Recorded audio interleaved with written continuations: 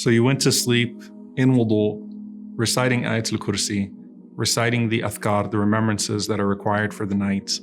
Throughout that night, you had an angel that was protecting you and an angel that was seeking forgiveness for you as you were in that state of purification. And if you meet Allah in that state, you are good because you left this world in a state of remembrance and in a state of purification. Now, how does this affect, however, the next day when you wake up?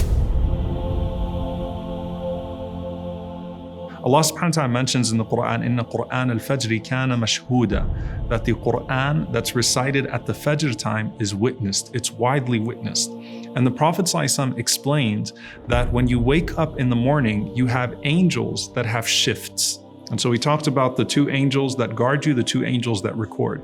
Those angels shift out at Fajr time and at Asr time. So you have the angels of the night and you have the angels of the day. And the Prophet ﷺ said, they switch those shifts at the time of Fajr and at the time of Asr.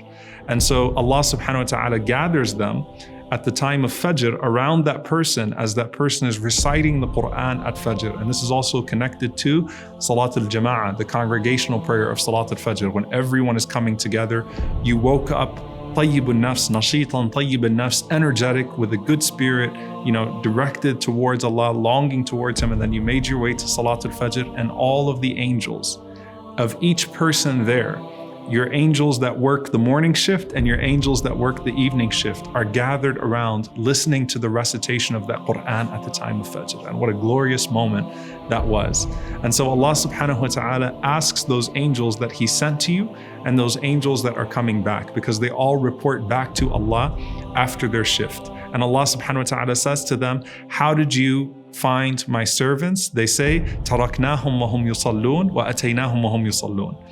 We left them while they were in a state of prayer, and we came to them while they were in a state of prayer. They're constantly in a state of prayer because they're being found by the angels that are gathering at the time of the switching of shifts at Fajr in a state of reciting the Quran. And of course, the Quran of Fajr is supposed to be the longest recitation of the Quran, where we really start our days off connected to Allah subhanahu wa ta'ala. And this, by the way, connects to the hadith where the Prophet ﷺ was asked about a person who sleeps through the night and then wakes up after the sunrise. Okay, so sleeps through the night, wakes up after the sunrise. And the Prophet ﷺ said, that's a person, bala shaytanu fi udhunay, that the shaitan urinated in their ears. So the difference between the angels being at your bedside, seeking forgiveness for you, protecting you, and then you wake up in the daytime and the angels assemble for you, your angels that work the morning shift, malaikatul nahar, malaikatul layl, the angels that work the evening shift, all gathered around you as you recite the Quran and reporting to Allah that this person was in a state of prayer when we came to them,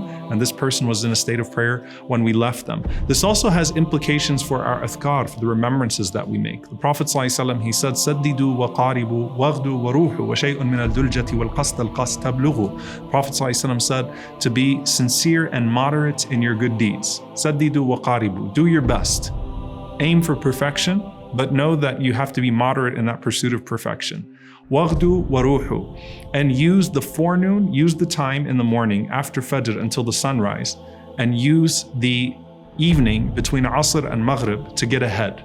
Ibn Rajab rahimahullah said, the way the Prophet ﷺ talked about the first type of deeds, he gave us the manhaj, the methodology for how we do our deeds. We set the standard of perfection, but we moderately pursue that perfection.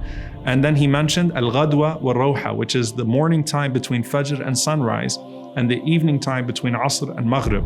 The Prophet ﷺ gave us the best of times, afdal al-awqat. If we make use of those times, we can get ahead. And that's when the angels are gathered around us as they're switching shifts, and they find us in a state of dhikr, in a state of remembrance.